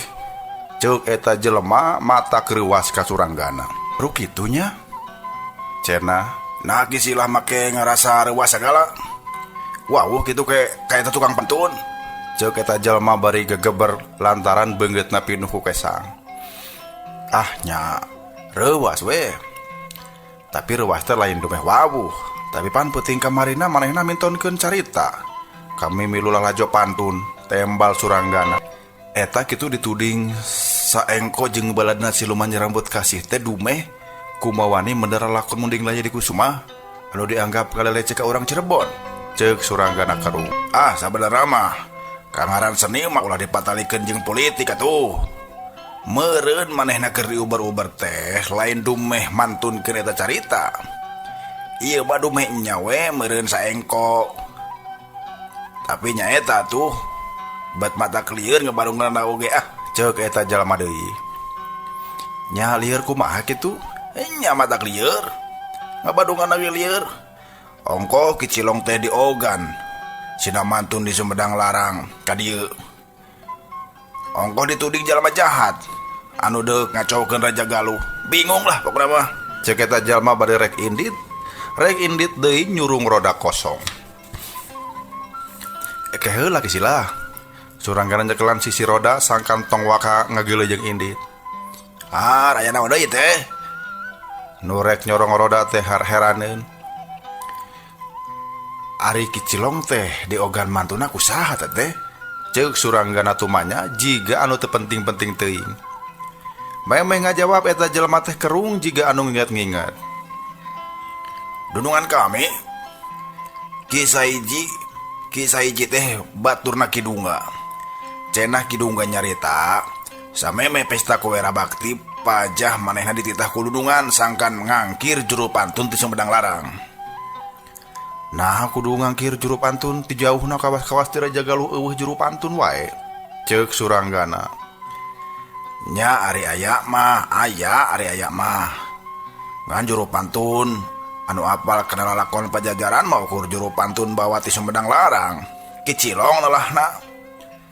Cenah dina pesta kuwera bakti teh eta juru pantun dipesenan kudu mintonkeun lalakon lalayang Salakadomas.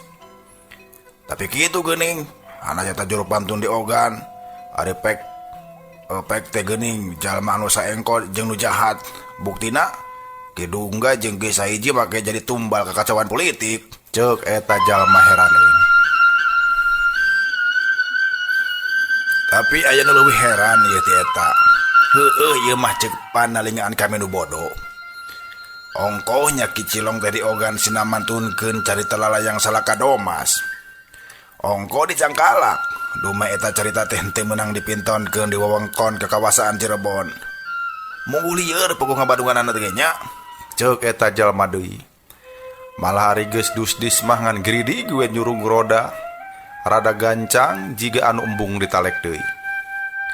Saat ditinggalkeunana ku jalma bieu Suranggana ngajengjen sorangan bari pikiran tungteng ka ditu ka dieu. Nya kitu Kidungga teh dititah ngogan Ki Cilong ku dudunganana. Ceuk pikirna. Saha atuh cenah anu jadi dudunganana teh ari lain Umbul Jaya Raksa mah.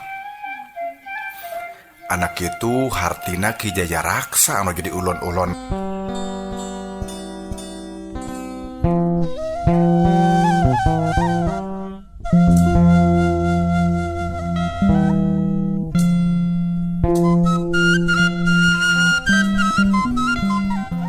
Apanan puguh eta carita teh menang dipintonkeun di wewengkon Cirebon.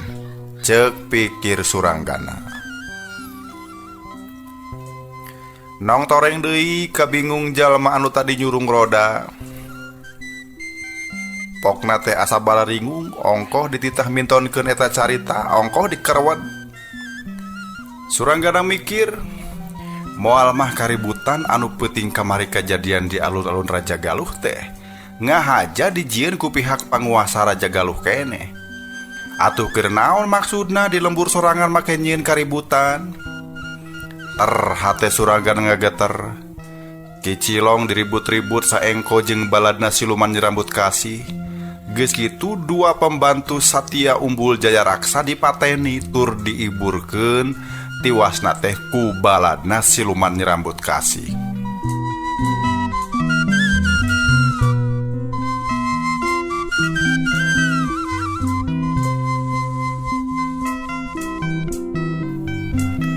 Geus kitu Suranggana inget deui omongan Nyi Tarminah jeung Ki Saptona anu nyebutkeun yen sadijoragna pasukan nyerambut kasih ku balad Cirebon di Sindang Kasih. Ieu beungkeutan demit teh bisa disebutkeun geus bubar katawuran tur geus teu nyieun gerakan deui. Jadi mun mah ayeuna masih keneh kadenge gerakan anu dipilampah ku anu nelah pasukan siluman nyerambut kasih. Geus moal salah deui. Nu dimaksud aya komplotan sejen anu hayang ngagogoreng ngaran baladna Nyi Rambut Kasih, di antarana kapanggih ngaran Umbul Jaya Raksa. Rek ditalungtik sia ku aing. Nah bener Umbul Jaya Raksa teh ulun-ulona, ceuk pikir Suranggana.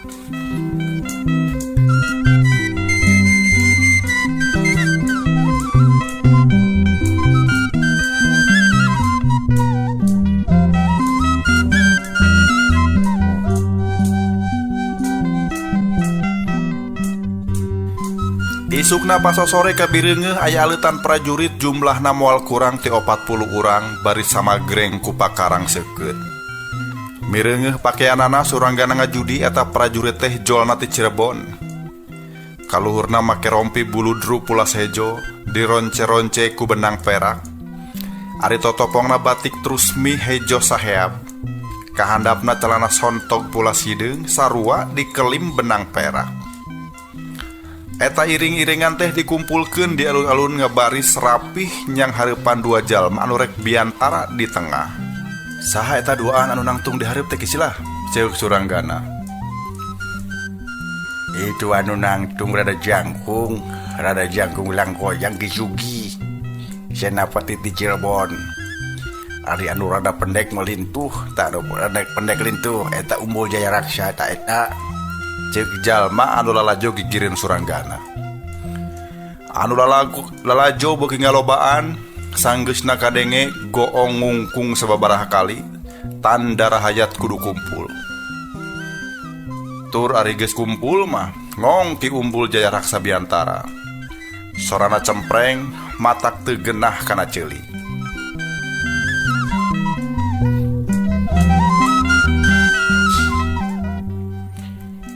Rahayat Raja Galuh. Boy ieu urang kadatangan balad di Cirebon. Di leleguan ku Kisugi. Tugasna deuk ngajaga kerajaan Raja Galuh.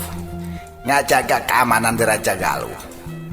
Ku sabab akhir-akhir ieu loba karaman asup ka raja urang. Aranjeun ulah ham-ham ulah haribang. Anu dagang sing waktu dagangna, anu tani singjang jon tanina. Sanajan nya prajurit Cirebon tugasna bakal yang kalak jalma, tapi mah sagawayah yang kalak. Kajaba anu nyata-nyata boga dosa pikeun nyieun ulon-ulon kajahatan. Ceuk Umbul Jaya Raksa.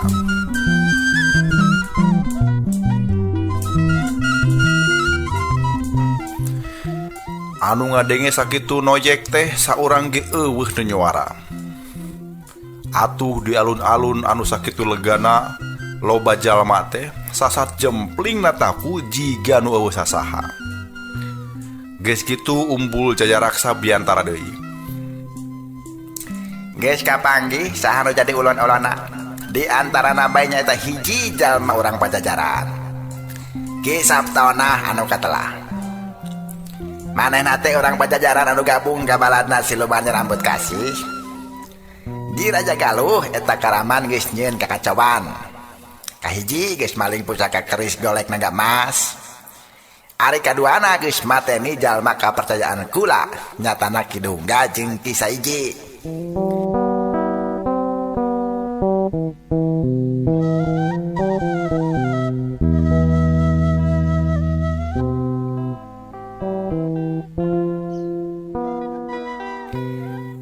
sarupa kitu nyata-nyata bola jahat. Bah orang Pajajaran, bah orang Sinang Kasih, maranehna teh jalma anu sarulit ati badalang bayah. Kudu meh baheula eleh ku balad Cirebon.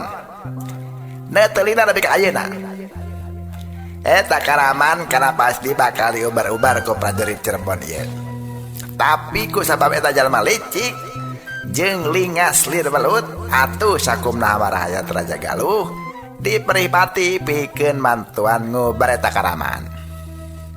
Kasing saha anu sanggup nyerak atawa sakedar mangnuduhkeun di mana eta jalma, sing saha bae pinah ti bakal diberi upah anu nyugubakeun. Tah, ieu kira-kira potongan beungeut jalma jahat anu katerahna si Sabtonah teh. Ceuk umbul Jaya Raksa ngabeberkeun daluang anu geus meunang ngagambaran. Jalma ronghok hayang mireungeuh, malah mun kongang mah hayang silih sered murupang hareupna. Sanggeus biantara rengse pasukan dibubarkeun, disinareureuh di Balai Satria. Sisieun adegan balewatangan jeung pendopo karatuan Raja Galuh. Jalma anu noyek oge narungtutan balubar ari geus apal naon anu dibewarakeun mah. Kawas biasa, mun aya riweuh-riweuh teh jalma ngomentaran kalawan eusina anu rupa-rupa. Aya nu sasanggupan rek milu neangan Karaman, da eta cenah butuh upahna. Tapi aya bae anu kurang panuju kana eta gerakan. Ceuk anu teu satuju teh geus meujeuna balad siluman rambut kasih nguwak ngawik ka ditu ka dieu, da bongan baretona disangsara digunasika.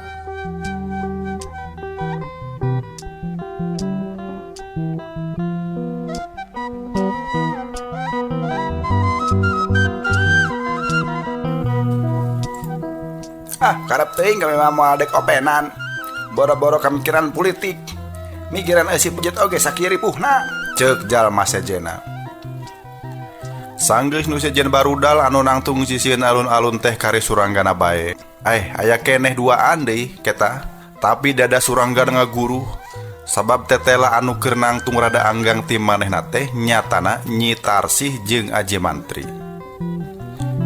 Sampirkeun eta entong, ceuk pikir suranggana.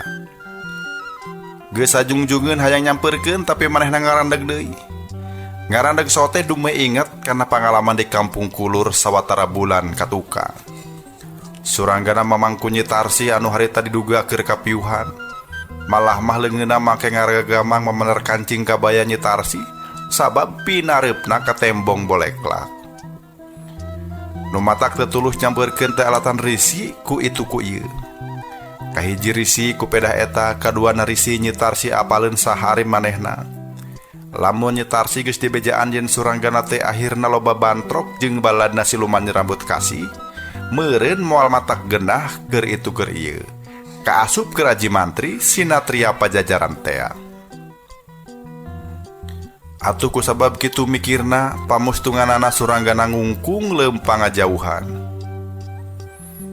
Keun bae da yeuna mah aing geus teu ngarasa panasaran deui ka Nyi Tarsih teh. Bikin aing mah manehna teh geus lain jalma anu kebeku misteri. Da sagala rupana ngeunaan manehna geus kanyahoan pisan, ceuk pikir suranggana. Ngan kilang kitu ari kahariwangna mah tetep aya. Suranggana hariwang kapan balad di Cirebon teh ngahaja didatangkeun jeung nguber-nguber baladna siluman rambut kasih. Kumaha kemun marehna nyaho? Yen Nyi Tarsih teh lain ukur kabaud kana eta komplotan, tapi oge malah dianggap kaasup luluguna. Sabab harita mah kapan Nyi Tarsih teh sok ditembongkeun ka balarea salah ku tagog Nyi rambut kasih. Kumaha mun Nyi Tarsih digunasika? Ceuk pikirna.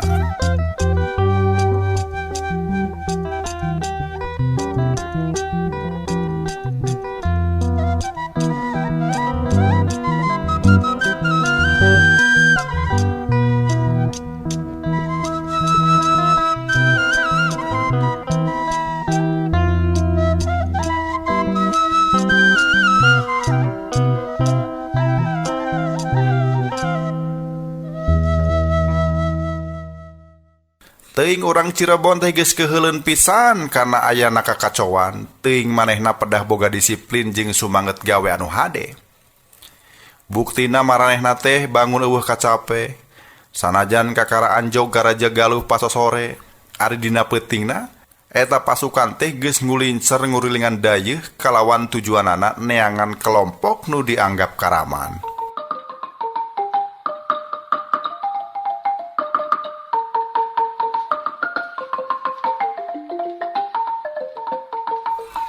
Suranggana nangenan eta prajurit teh leuwih ngutamakeun neangan di mana Ki Saptona ayana. Maranehna jiga anu apaleun yen Ki Saptona aya keneh di dayeuh Raja Galuh.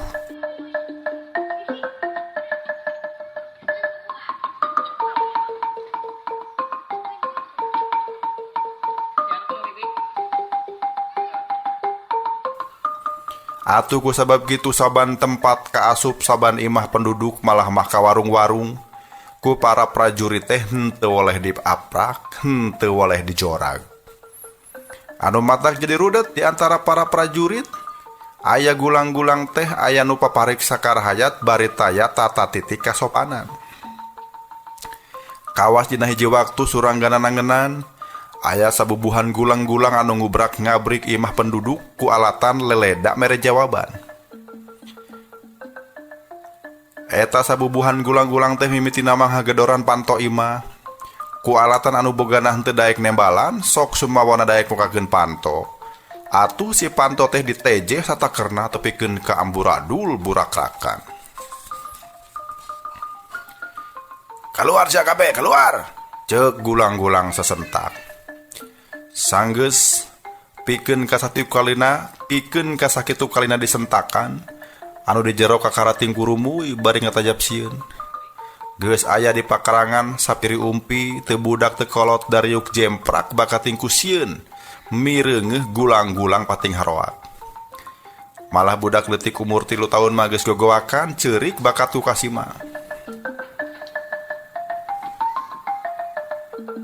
Kunaon sia dititah keluar teh ngajaradog wae ha? Ceuk gulang-gulang anu kumisna nyeripit, janggotna panjang, jiga janggot embe badot. Aduh dak sieun nun. Panyana teh jalma jahat nun. Tembal nu boga imah sorana haroso sieun. Kurang ajar sia ka aing nganggap jalma jahat. Ceuk gulang-gulang ohoak, bari peletak nakol sirah nu boga imah ku gagang gobang. Nah naon kesalahan kami nun. Lain sia anu kudu tetanya tapi aing dengekeun sia. Nah sia nyomputkeun Karaman atawa henteu? Gulang-gulang motong omongan bari anggar sesentak. Karaman? Heeh. Si Saptona sabalad-balad deuleu. Ki Saptona nu boga imah palahak polohok. Keur kitu ngong pamajikanna nyarita. Bapana lain Ki Saptona mah kana balik tadi isuk-isuk indit kamaja. Ngadenge eta caritaan gulang-gulang lareuwaseun. Baruk gue kabur ka maja nya. Cenah calangap. Ih saneh kabur nun. Tapi da saban 2 poe sakali oge sok ka Kertajati teteh. Atuh angot ayeuna keur usum pesta kuwera bakti. Daganganana teh payu pisan. Walon nu boga imah.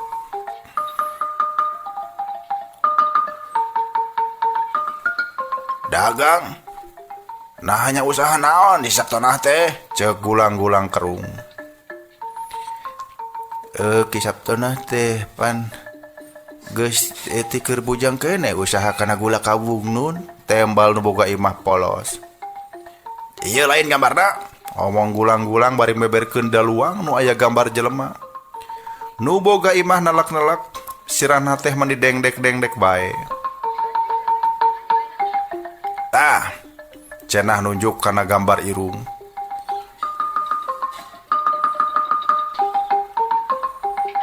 tah naon sia ha? Gulang-gulang curing hak bari netep seukeut kana boga imah. Sumun eta irungna mancung teuing nun. Ki Saptona mah pesek, pendek, besekel.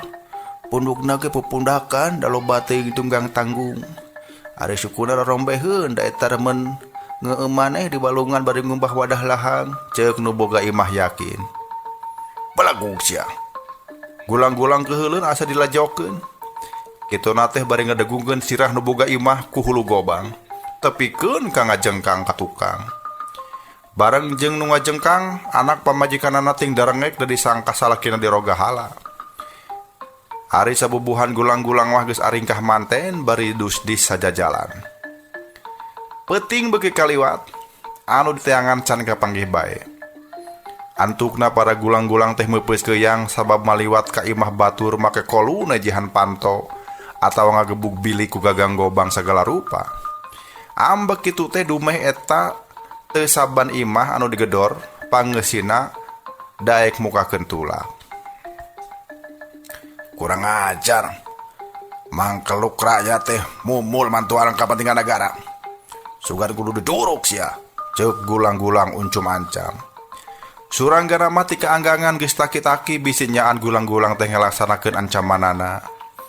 Ngan ari geus kanyahoan yen eta teh sakadar nyingsinan wungkul manehna oge teu nyieun tindakan nanaon. Tapi kaisuk-isuk nyusul-nyusul karaman teh tapi tetela geuning anu diteangan mah teu kapanggih kalangkang-kalangkangna. Jiga-jiga Ki Sabtonah teh bisa nobros bumi bae. Tapi ari pasukan Cirebon mah geuning jiga anu teu pegat pangharepan. Buktina isukna oge geus der wae ngurilingan dayeuh. Malah ari poe nu kadua mah gulang-gulang teh bari ngeluarkeun ancaman ka para penduduk. Yen sing saha anu kumaha wani ngampihan jalma saliwat tan wande bakal ditindak tandes.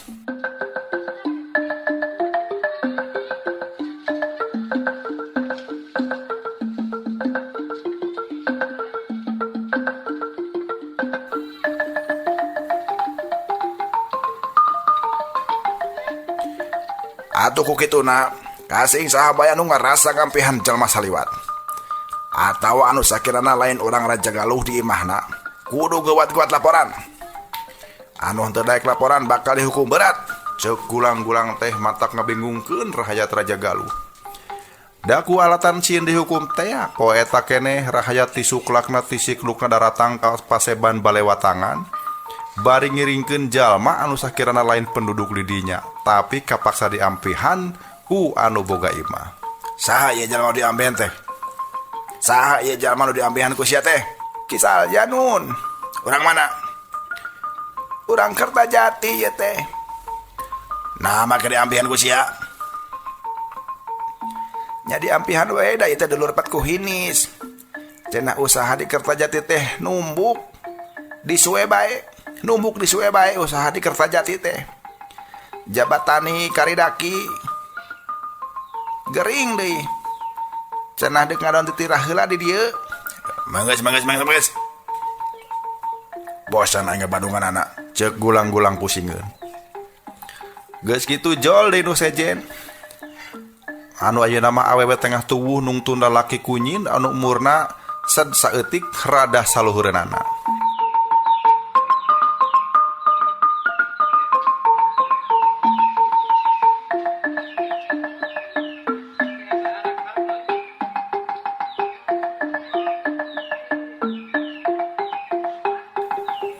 Naon eta nu nungtun lalaki kunyin?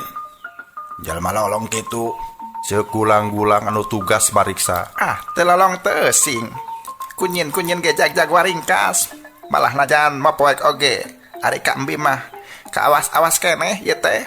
Ceuk eta awewe tengah tuwuh teh bruk-brak. Ih, kumayua. Saha anjeun ieu jalma teh mbe? Sahana anjeun? Ceuk gulang-gulang. Tapi ditanya kitu si awewe tengah tubuh teh anu huntuna punglak teh anggur elengehan jiga nu era. Lain kalaka elengehan kitu atuh. Ieu teh pamariksaan. Mun embi salah ngajawab, tan wande bakal unggah balewatangan. Ceuk gulang-gulang keheuleun. Amit-amit cabang bayi. Ulah haturut-turutna. Ceuk si awewe tengah tubuh bibir gidegan, kituna teh bari nepakan beuteungna. Hayo jawab, lain gue melis gitu. Gulang-gulang nyentak. Nah kudu ngajawab naon atuh Nun? Ceuk si awewe. Eta lalaki kunyin teh sahana embi? Mani penasaran bae nya. Tembal si awewe geus elengehan deui. Lain penasaran. Hayo jawab. Sahana embi ari ieu lalaki kunyin teh? Ceuk gulang-gulang ngagebrag palupuh bakat tinggu keuheul. Atuh ari geus kitu mah si awewe teh kakara arap-ap eueup-eup geumpeureun. Iya teh. Ieu teh naon? Celengkeung nu sejen nyarita ti tukang. Iya teh bebeureuhna Nun. Pokna Kumayua kolot-kolot bobogohan keneh. ceuk gulang-gulang.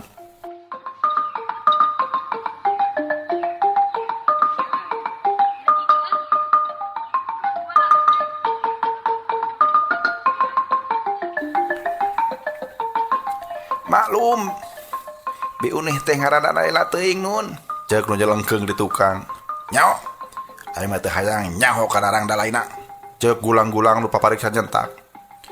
Nu ku aing ditanyakeun mah, ari eta lalaki kunyin teh saha? Urang mana jeung naon kaperluanna make kudu diampihan kurangna kolot ha? Ceuk gulang-gulang sewot. Tapi samemeh dijawab, ti ditu ti dieu ting celengkeung, anu ting celengkeung teh utama nama hayang aya kapastian rek iraha manehna dipariksa. Kami geus ngelentuk ti isuk, teu acan ditalek bae. Ari sedengkeun kikian teh ukur tambulaku, usaha bae kaganggu. Ceuk nu nyelengkeung ti beh juru. Mireungeuh saurang usul menta ditalek diheulakeun atuh berang nu sejen oge ribut menta diheulakeun ditalek ku alesan di imah loba pagawean. Puguh we anu ripuh mah anu keur papariksa. Sasat sararea silih seret hayang padeukeut-deukeut kana tempat pamariksaan, da hayang gewat-gewat dipariksa teh. Sapoe jeput malah parat tepi ka magrib, masyarakat teh saurang-saurang dituntut dipariksa. Tapi hiji oge anu boga alasan pikeun dicangkalak. Da sanajan nya poe eta aya ngampihan batur, tapi da ana dipaluruh mah kabeh oge eueuh nu matak nyurigakeun. Anu keur diteangan mah teu kapanggih, suranggana mah nyenghel we ti kajauhan. Bet ku bisa cenah kisaptonah nyumputna teh. Basa inget kanu sejen saperti kanyit arsih jeung aji mantri, manehna oge jadi mikir naha kamarana deui nyalingkirna. Da eces mun maranehna kapergo mah kudu dicuriga, sabab gulang-gulang bakal nyaho yen maranehna teh lain urang Raja Galuh. Suranggana oge bisa namireungeuh papariksaan teh bane bae bisa sasalingkeran atawa nyumput dina gundukan jalma.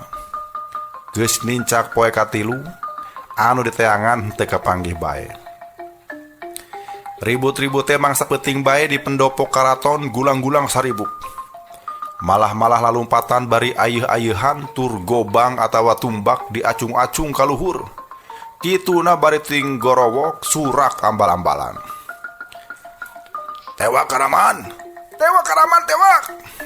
Tewak atuh karaman euy. Tewak. Ceuk eta cora ting corowo. Kadienakeun ka karakanyahoan ku suranggana, horeng anu disebut karaman teh tete laki sabtonah pisan. Manehna keur dikepung wakul buaya mangap ku ratusan gulang-gulang. Kunaon pangna ki sabtonah nyaho-nyaho geus aya di pendopo karaton. Bet jiga orang nyampeurkeun paneunggel atuh. Puguh-puguh keur pada nareangan, manehna ngadon ngalantok ka pendopo pisan.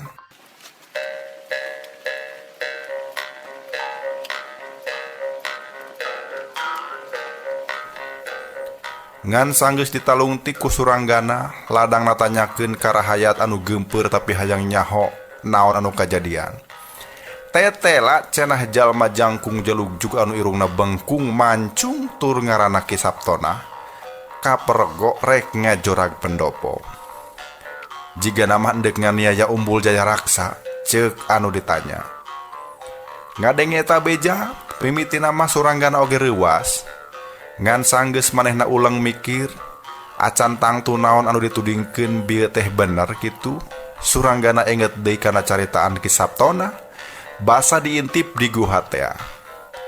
Yen manehna teh sasat geus dipitenah ku hiji kelompok. Dina harti sejen Ki Sabtona henteu rumasa geus ngaliarkeun tales ateul, ngusik-ngusik ulah mandi atawa ngahudangkeun macan turu, ganggu kanu teu boga masalah.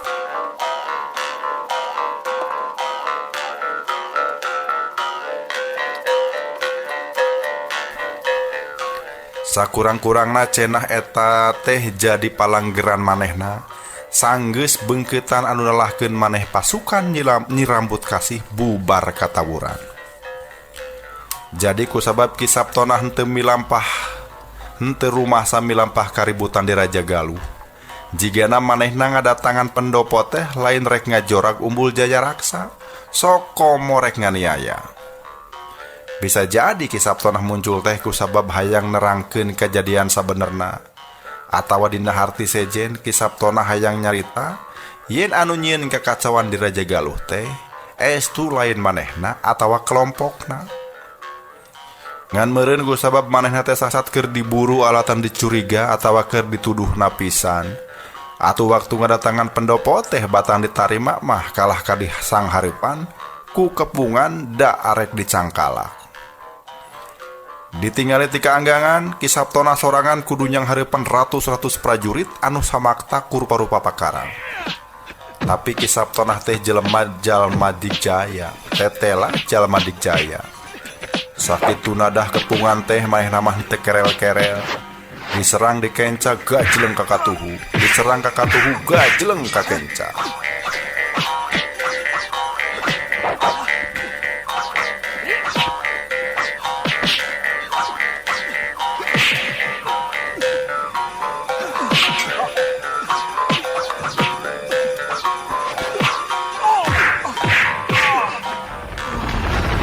Suranggana nyaksian Kisaptona teh gawenangan babali cetan wungkul. Saeutik oge jiga anu henteu hayang ngalawan, sokomo make jeung hayang ngakalakeun anu keur ngepung mah. Saliwat mah suranggana heran, naha Kisaptona maneh sabar-sabar teuing. Padahal kapan basa adu haripan jeung manehna atawa jeung Ki Jongjo mah maneh sakitu deg-deglerna. Jigana teh meuni geus sageprak-geprakeun hayang ngabinasa bae.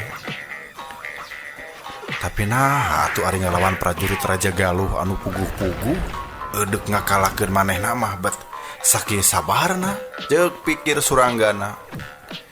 Manehna can hayang mantuan keur meueuh patalina nu matak suranggana gawena teh anjeun ceuleuh we di dadahan kai anu rada buni ku jembet nadang dauna.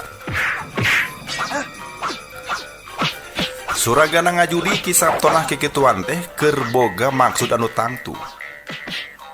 Ngan soal naon-naonna eta anu can kanyahoan mah.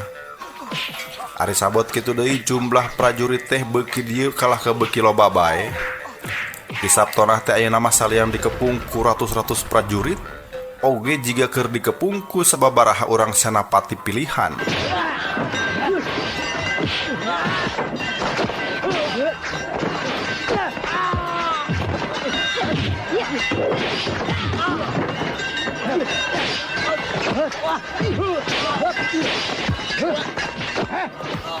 Da kabireungeuh gerakana oge anu jogol panghareupna mah sakitu jagjag sakitu tapisna.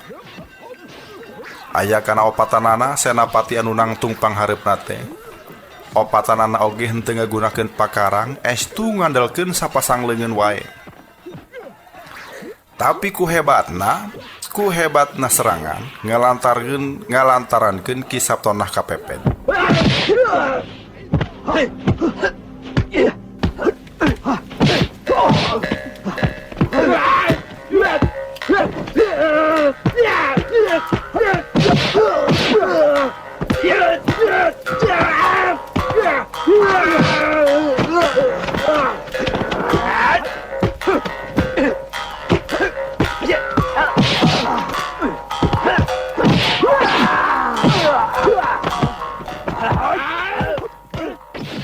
Atuh manehna gawena teh ngan ajleng-ajlengan wae. Ngan nyakitu geuning ana gajeleng ka kenca di papagut umbak. Ana gajeleng ka katuhu di cangharepan ku gobang. Nya eta anu dicarekel ku ratus-ratus prajurit teh. Kituna teh para prajurit teh make bari jeung ayeuyeuhan sagala. Teu bina ti anu keur ngepung bagong.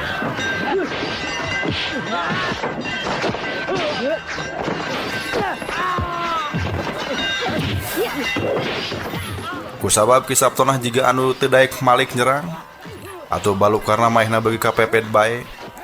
Hiji dua tenggelan mah kungsi ngabeunangan awakna. Malah sakali mah aya tungtung gobang anu nyipat kana tak-takna. Bajuna soeh jeung aya getihan ulah warna najan teu parna oge. Miragah kitu hate Suranggana make aya rasa karunya ka Ki Sabtona. Najan tehir teu walahir, malah najan Ki Sabtona geuleuheun ka manehna, tapi da manehna nyaho Ki Sabtona diberi ku balad Cirebon jeung Raja Galuh teh kusabab dituding jadi ulon-ulon kaributan. Ki Sabtona dituding jadi ulon-ulon Rajapati, jeung Ki Sabtona oge dituding jadi bapa maling anu ngalantarankeun keris pusaka golek naga emas bogana karatuan Raja Galuh Leungit. Padahal mah aing bisa ngajudi Ki Sabtona sabenerna mah teu boga dosa. Ceuk pikir Suranggana. Keun bae ah. Lamun manehna aya dina marabahaya, aing pasti bakal mantuan manehna. Omongna deui. Nu matak basa mireugeun Ki Sabtona beuki kapeped. Manehna mah geus taki-taki arek mantuan, ngan acan oge rek mantuan, ti tebeh ditu ngolebat dua awak jalma. Suranggana reuas. Sabab anu ngolebat ancrup kana pertempuran teh tetela Soma jeung Nyi Tarminah. Meg angan Suranggana asa diteunggel. Manehna bangun anu timburuan, kunaon Nyi Tarminah datang ka ieu tempat mani babarengan jeung Soma. Ngarasa dina hatena aya nu ngaheab panas, Suranggana mero deui moal tulus mantuan Ki Sabtona. Malah ma awakna geus cengkat arek ninggalkeun eta tempat. Dajeng nyana sabot batur bito tamate manehna mangan gajeleng we ngajauhan eta tempat. Gajeleng ka pakarangan anu kosong. Geus kitu ngabalicet kanu poek.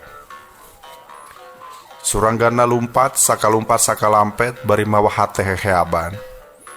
Sakitu angin peuting ngadalingding teh aneh kana awakna mah karasa panas asa direrab. Ngan lumpatna henteu terus jauh sabab harita oge geus langsung ngarandeg.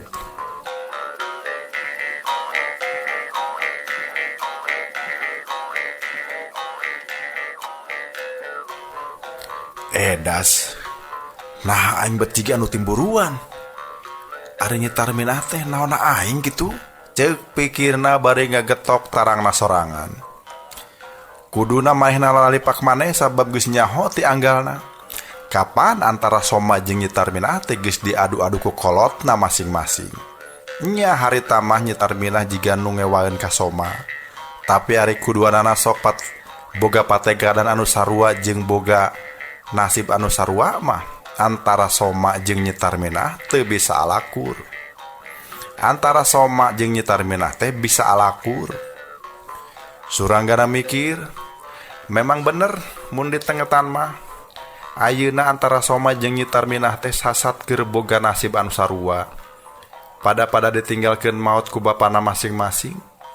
Ari anu ngalantarankeunana sarua kabaud kana perjuangan dina nanjeurkeun Komara karatuan Sindang Kasih.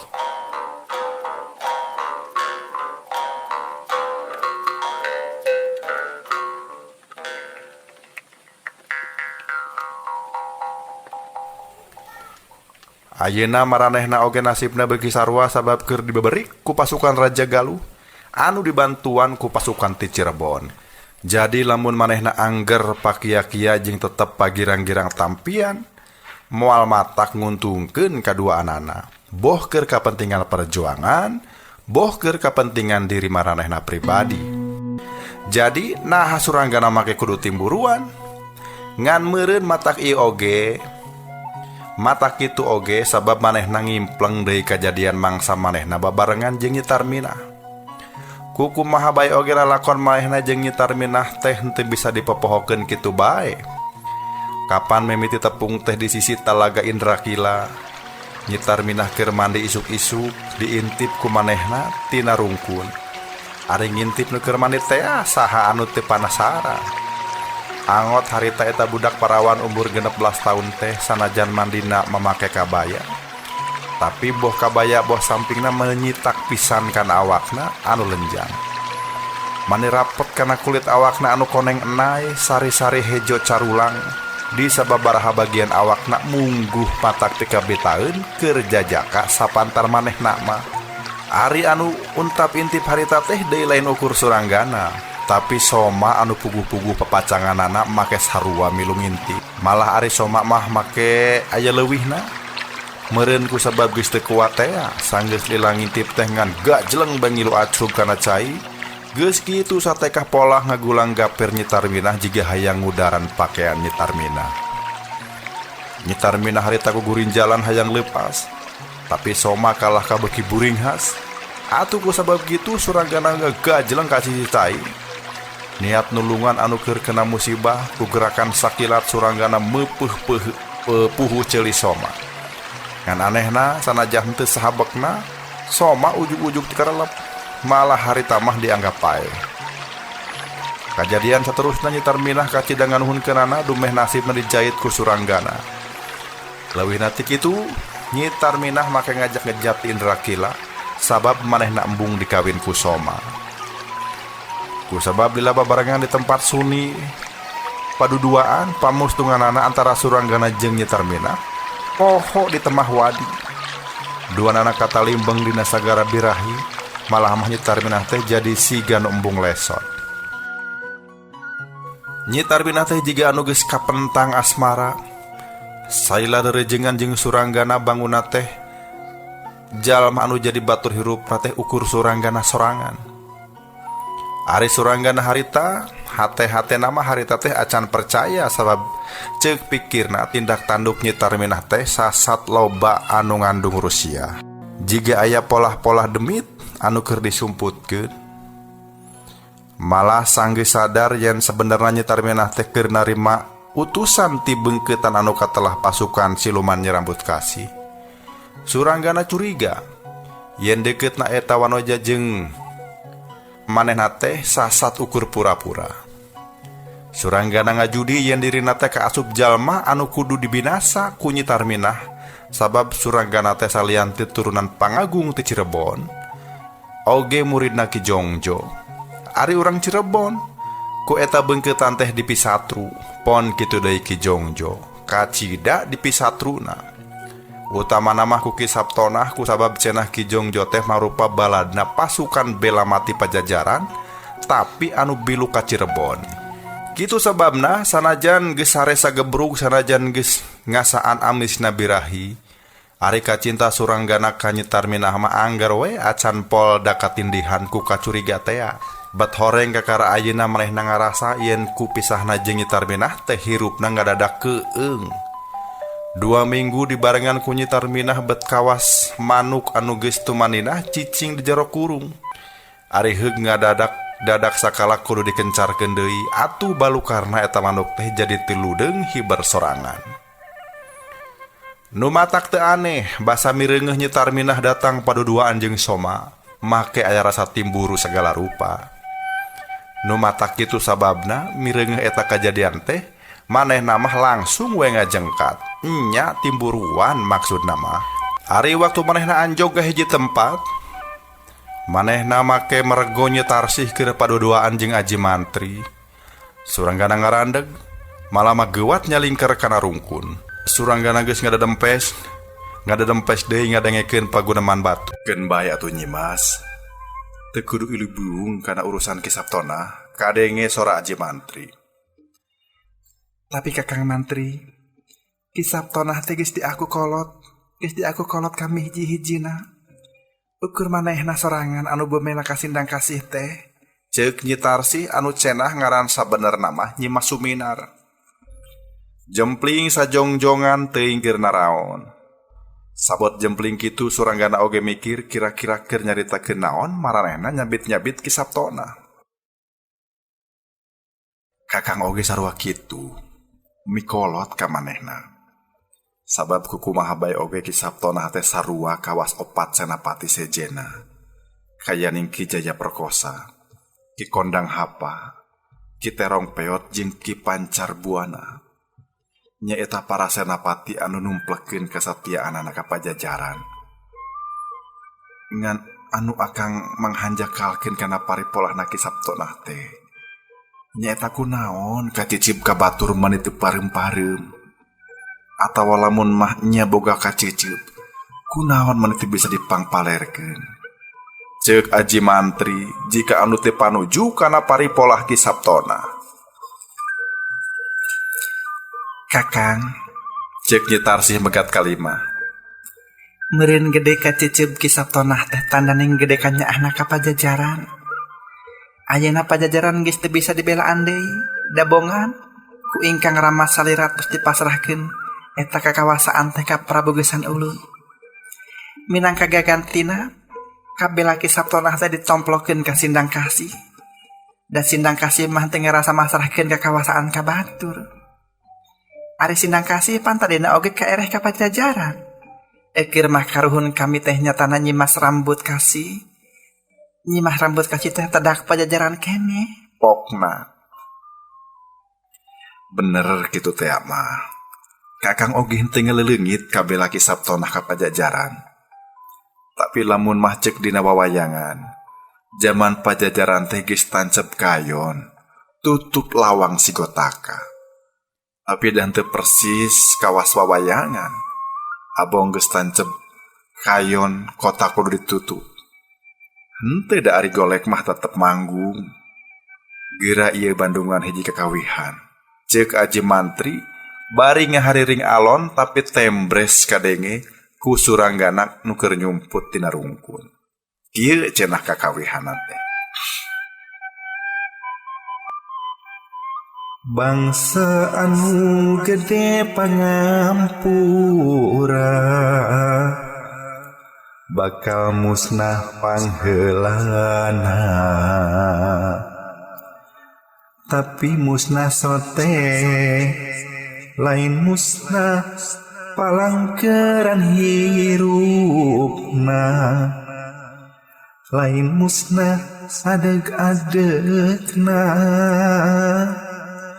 Adeg-adeg bebeneran bisa terus kumelendang dina mangsa naon bae, dina zaman naon bae. Rengseng ngahaleuang sarupa kitu jep Aji Mantri jempe. Geus rada lila kakara kadenge nyora deui. Pajajaran teh ngaruntuykeun turunan bacacar ka manamdi, ka kulona ka wetana, ka kalerna ka kidulna. Eta teh turunan Pajajaran. Ari Pajajaran teu bina ukur ngaran. Ngaran mah bisa ganti kumaha anu mah pantesna bae. Tapi kapan sanajan ngaran lemburna ganti ari pangeusina mah eta-eta keneh. Bakal leuwih karasa pangeusina henteu leungit. Saupama adeg-adegna oge tetep aya, tah anu dipiharep ku ingkang Rama Prabu Ragamulya Surya Kancana. Malah anu jadi wangsitna ingkang buyut Prabu Siliwangi. Henteu deuk ngalanggengkeun hiji ngaran. Keur naon ngaran diugung-ugung ari adeg-adegna henteu. Ki Sabtonah alus eta make deuk hayang angger nanjirkeun komara Pajajaran. Tapi aya kasalahan saeutik. Anu dipiharep lain kudu mulangkeun deui Pajajaran. Anu dipiharep mah ngalanggengkeun adeg-adeg hirupna dina bebela kana bebeneran. Bebeneran naon? Nyaeta bebeneran anu henteu kalimpudan ku sirik pidik. Asa aing pangbenerna, asa aing pangbadagna. Perjuangan urang Pajajaran mah sagalana oge ukur keur tambah. Waktosna seep kasugri pamirsa. Urang teraskeun deui enjing ieu carita Rambut Kasih karangan Aan Merdeka Permana. Kang Gilang saparakan cang haturkeun nuhun. Cag urang tenden di handelem sieum, urang tunda di hanjuang siang, paranti nyokot ninggalkeun. Wilujeng kantun Permios.